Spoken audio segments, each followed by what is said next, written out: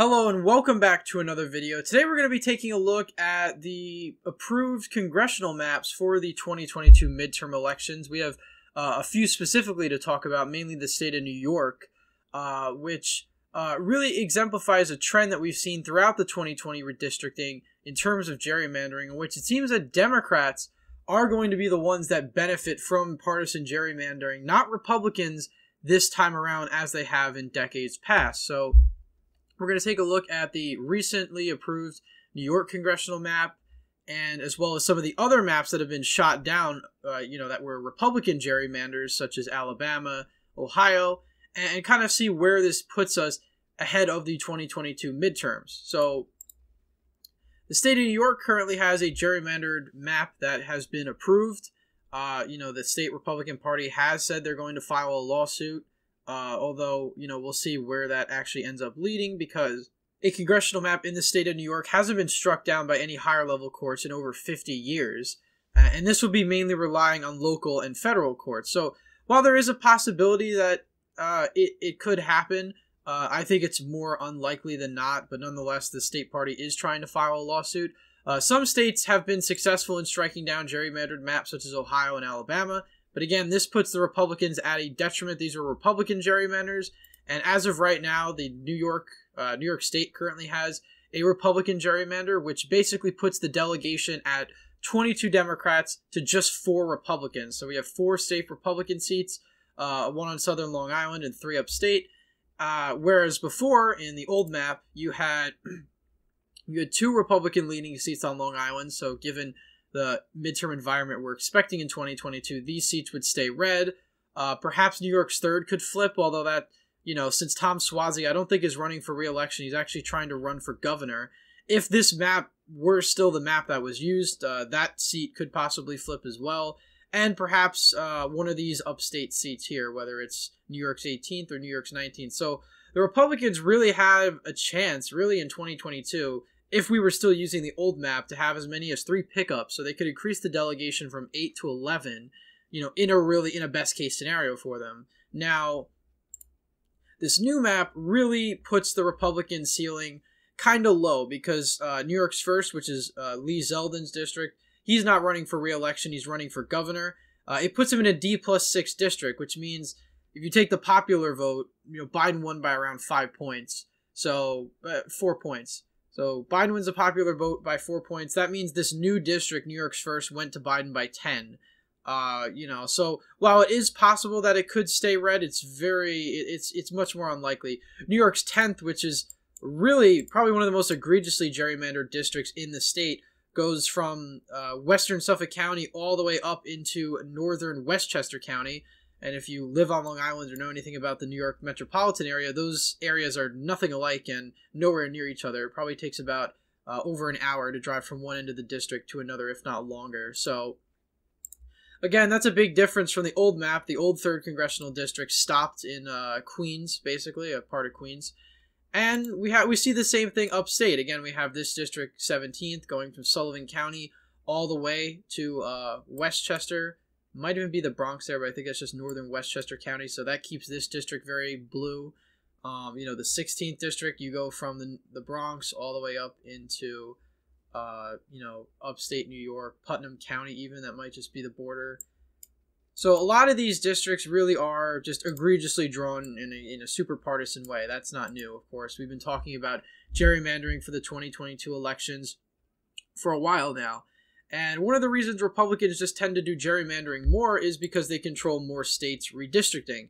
If Democrats controlled more states redistricting, I have no doubt they'd be doing the exact same thing. We have this gerrymander here in New Mexico. Now, some people say this might be a dummy mander because you have a D+4 and a D+5 district. In a year like 2022, perhaps, both of these districts could possibly flip with the right conditions. And Yvette Harrell, who is the congresswoman from the 2nd district, she's running again. She possibly might be able to hold on to this district.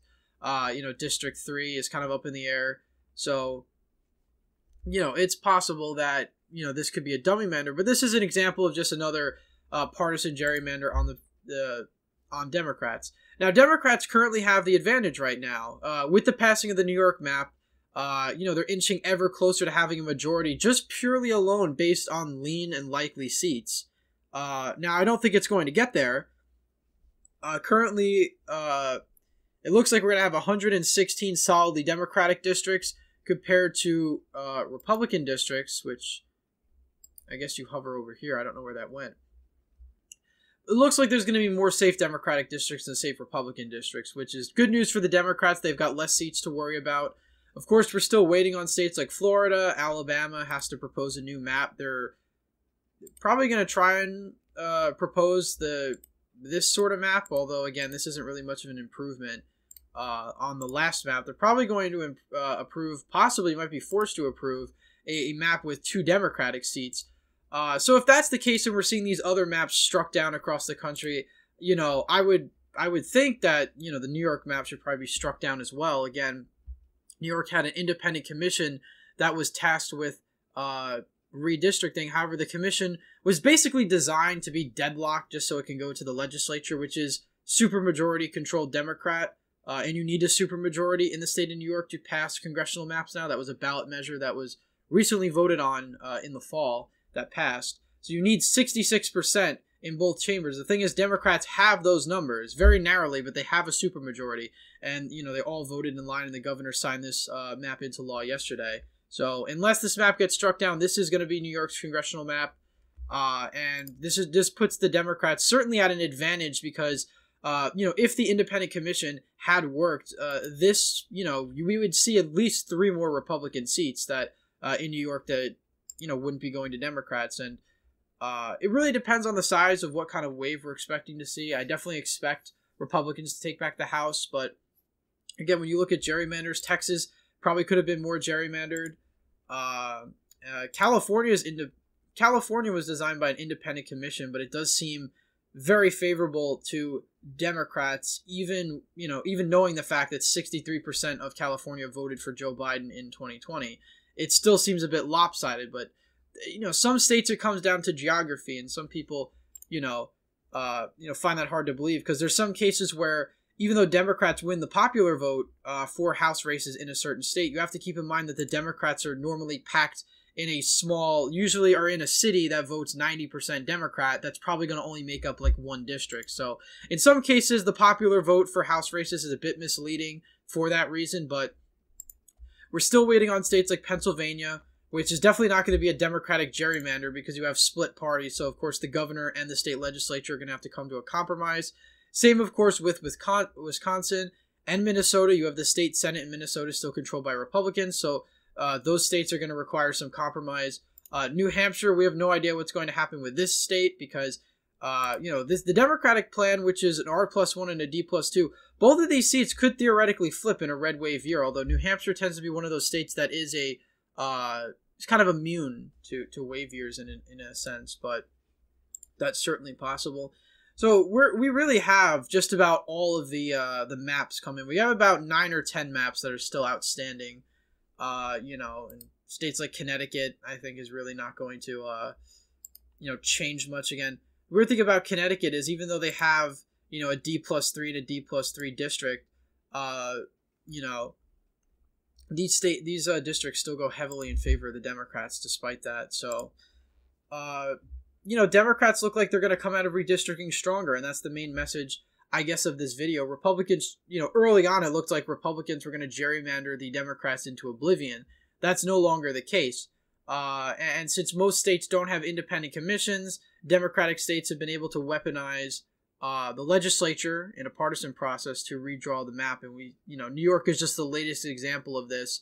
And, Connecticut's really the only, and Washington's an independent commission, but Connecticut and Rhode Island are really the last 2 solid blue states to come out with districts. Of course, Florida obviously is going to have a decent amount of Democratic districts just because it's a swing state. So you're going to have, if DeSantis's map gets proposed, you're going to see Republicans gain their advantage quite a bit. But I think a lot of the seats that were slight democratically leaning anyway were going to them.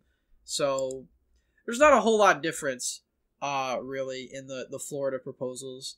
But, Louisiana is another state where you're probably going to see 2 Democratic districts because you have a Democratic governor in John Bel Edwards, and, you know, he's not going to, I believe he vetoed, he vetoed a map that would basically just continue Louisiana's 1 district for the Democratic Party. So it strings from New Orleans all the way up to Baton Rouge. Now you might have 2 safe Democratic districts, which is the most likely to pass, I think, which would be basically a 4-2 split. And I'm sure John Bel Edwards would sign something like that into law.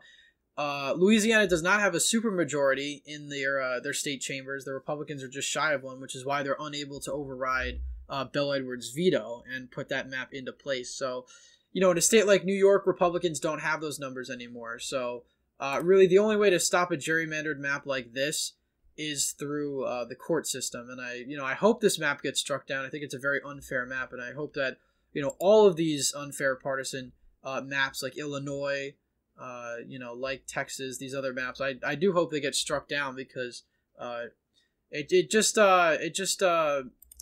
you know, makes the process a bit more uneven for the party in power. So it just keeps the party in power, and certainly in New York, the Democrats are going to continue to have a stranglehold on power, not only on the federal level, but of course on the state level, because they probably have already gerrymandered the state Senate and state assembly districts as well. So, you know, if there's any hope of getting rid of the supermajority, it's probably gone now. Funny enough, the New York Republicans actually controlled the state Senate via a coalition before 2018. There was several conservative Democrats out of New York City, mainly in conservative Jewish neighborhoods, Orthodox Jewish neighborhoods, that voted with Republicans. They were primaried, I think, out of office. And then you also had Democratic gains upstate and on Long Island, which ultimately knocked the Republicans out of power. So anyway, guys, that's just a quick update on the House maps. Of course, we'll do another video on this probably in the next few months when all these maps get finalized, so we can actually start doing House predictions. I'll go state by state. That's something I wanted to do in 2020, never got to, so I want to do that in 2022. So eventually, once we have all the finalized maps from every state, I'll start going state by state and doing my House predictions for 2022. So anyway, guys, thank you all for watching this video. Please leave a thumbs up if you enjoyed, subscribe to the channel, hit the bell notification so you don't miss any more uploads I put out. And as always, again, thank you all for watching, and I hope to see you in the next one.